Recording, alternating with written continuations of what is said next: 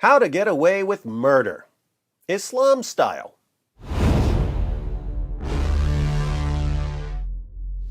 I haven't been counting, so don't hold me to this, but it seems like most cases of violent mobs brutally murdering people for blasphemy against Muhammad or the Quran are based on false accusations.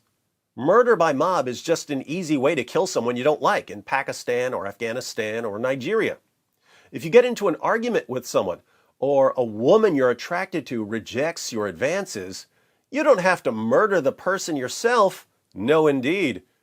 You can just start screaming, "This man spoke against Prophet Muhammad," or "This woman desecrated the Quran." And a mob of morons will murder the person for you. Morning Star News reports. A Christian student stoned to death at a college in northwest Nigeria on Thursday, May 12th, was falsely accused of blaspheming the Prophet of Islam because she had refused to date a Muslim, sources said. Deborah Emmanuel Yakubu, a 200-level student at Shehu Shagari College of Education in Sokoto, the capital of Sokoto State, was beaten, stoned to death, and her body set on fire, area residents said. A video showing the attack reportedly appeared on social media on Thursday, May 12th. In the video, an unidentified man reportedly rages in the Hausa language that he killed Yakubu and set her body on fire.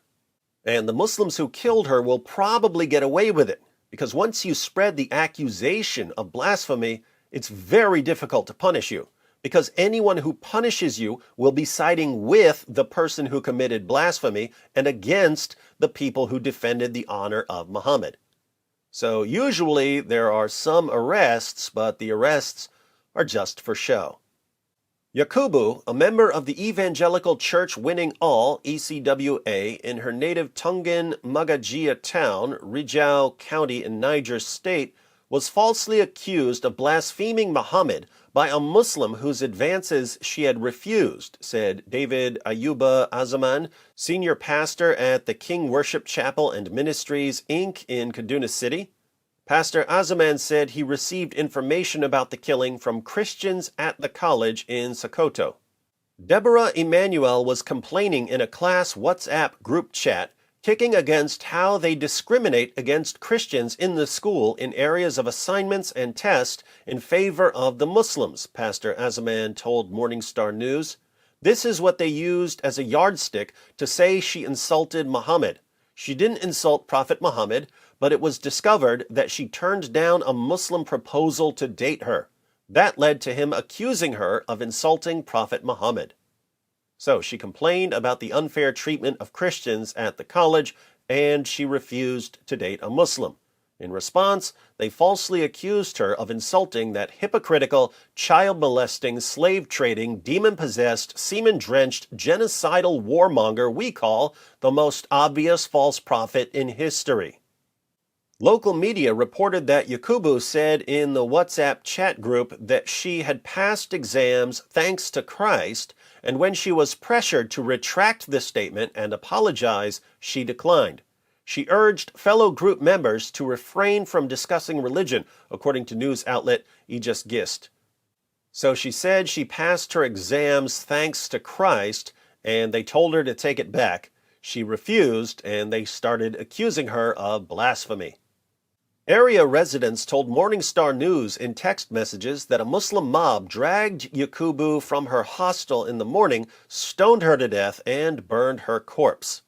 This morning, a Christian female student was stoned to death and burned by some Muslim students who accused her of insulting Muhammad, said area resident James Shingumi, as did another person living in the area. The Reverend Kelvin Ugwu, a Roman Catholic priest, said in a statement that he had viewed a video of the assault. There are videos of the attack all over the internet. You can find them on your own if you want to see what they did to my sister in Christ. I can't bring myself to share the videos of how they stoned and beat this young lady to death and subsequently burned her body, Ugwu said. It is very, very traumatizing. He said the killers video recorded the killing, shouting the jihadist slogan, Allahu Akbar, God is greater. Why does this keep happening? What is the content of the insult she was accused of? Ugwu asked. How was it investigated? What part of our Constitution allows this? Why are we silent about this evil? Why are Muslim elites silent about this? When are we going to have this conversation to put an end to this evil? Why are we silent about this evil? Good question. To be fair, we're not silent. We're just oddly quiet. We don't get very loud when a Christian is brutally murdered in the name of Allah. And it's not just Christians who are oddly quiet. Most of the world whispers about Islamic mob violence. Think about this. Islamic blasphemy laws give people a license to murder anyone who upsets them. A Christian college student was stoned and set on fire in broad daylight. There are Muslims bragging about it on Twitter. And most people don't know it happened because most news agencies don't even bother to report stories like this. We've been bullied into whispering about evil. There's a parallel with the grooming gangs in the UK. British leaders and journalists and people in general were bombarded with the idea that if they speak out about the Pakistani rape gangs who were grooming, drugging, raping, gang raping, and pimping thousands upon thousands of young British girls for decades, they were racists. The British were bullied into whispering about evil. But what can we do about Christians and atheists and Hindus who are being killed for blasphemy and apostasy? Well, in the words of the great Cyrus, can you count, suckers? Last time I checked, if you put Catholics, Orthodox, and Protestants together, there are 2.2 billion of us. When it comes to blasphemers and apostates being slaughtered in the name of Allah, a lot of atheists, especially ex-Muslim atheists and Hindus, would be on the same side of this issue with us. Add us all up, and we make up half the world's population. Can you dig it?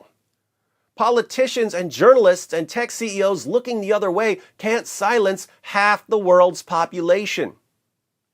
All we have to do when a mob murders someone for blasphemy is rain down such a torrent of insults and mockery against Muhammad and the Quran that the next time someone decides to stir up a violent mob, the mob will say, "Can't do it.